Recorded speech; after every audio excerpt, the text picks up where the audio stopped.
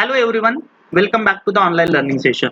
In the previous session, we have learned how to record the transactions in sales book and in sales return book. Those are the two important books which are prepared by the businessman. It is a part of the goods journal. Now, today we are going to understand the next type of journal, that is bills journal. And in this bill journal we have two types, that is bills receivables account and the bills payables account. So first we'll understand what is the bills receivable account. The bills receivables of an enterprise consist of promissory notes and the bill of exchange. So a bill of exchange is a promise to pay the amount specified therein on the expiry of the period for which the bills is drawn. Bill of receivable is treated as the bill receivable by the seller and as bills payable by the buyer. The bills receivable book is used to record all promissory notes given or bills of exchange accepted by the customers. So here we'll see the pro forma of a bills receivable book of Sham Enterprises.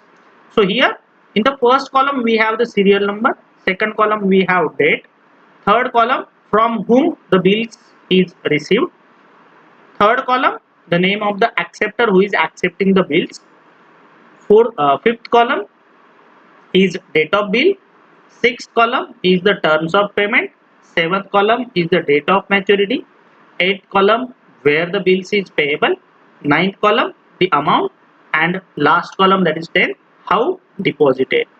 So we'll see one example, that is on date 25 July 2020 the bill is received from Ram and Company.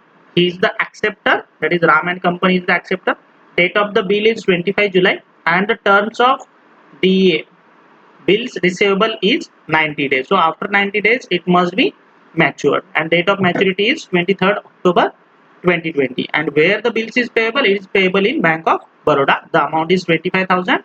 And how the bills is deposited, it is deposited with banker on 25th July 2018. Now we'll see the second example. On 27th July 2020 the bills is received from Sahil and Company. The name of the acceptor is Sahil and Company. The date of the bill is 27th July 2020. The terms of the bills payable is 60 days, not 602. The correction is there. Date of maturity 25th September 2020. Where the bills is payable, it is payable at Dena Bank and the amount is 15,000. So the total of the bills receivable is 40,000. So from this you are able to get an idea about bills receivables account. Now we'll see the bills payable account. What is a bills payable account? The bills payable consist of all promissory notes given or bill of exchange accepted by the business in respect of amount owed to its supplier. The bills payable book is used to record all such promissory notes given on or the bill of exchange accepted by the business. So here is the pro forma of bills payable book. So it is same like the bills receivable book, only in place of the payer there are a drawer and the page. So in first column we have serial number, second column the date of bills payable, then we have the name of the drawer, then name of the payee, date of bill, the terms of payment, the date of maturity, where the bills is payable, the amount, and the remark. So the first transaction date 25th July 2020, Ram and Company is the drawer and pay is also Ram and Company. Date of bill is 25 July 2020. Terms is 90 days. So date of maturity is 23rd October 2020. Where the bills is payable, it is payable at Bank of Baroda and the amount is 25,000. The remark is nil. Then the second transaction 27 July 2020, name of the drawer Sahil and Company, pay is also Sahil and Company, date of bill is 27 July 2020, the terms are 60 days, date of maturity is 25th September 2020, Where the bills is payable, it is payable in Dena Bank and the amount is 15,000. So total of the bills payable book is 40,000.